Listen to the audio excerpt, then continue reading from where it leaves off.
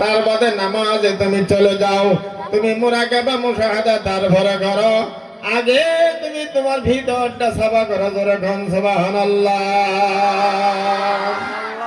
এ মুসলমান বন্ধু, ওই যে কোরআন শরীফের মধ্যে সূরা লুকমান নামে একটা সূরা আল্লাহ কোরআনের মধ্যে আল্লাহ নাযিল করিয়া দিলেন। ভাই, এই যে মাদ্রাসা হাফিজিয়া মাদ্রাসা, এই মাদ্রাসার ছেলেরা কোরআন শরীফ হেফজ করতেছে বন্ধু।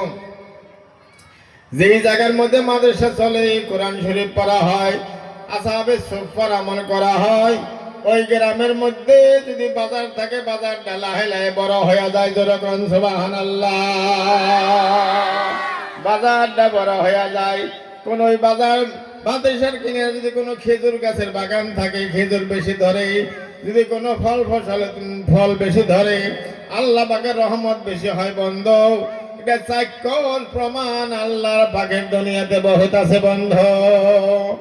এই এই নিবে নিবে নিবে নিবে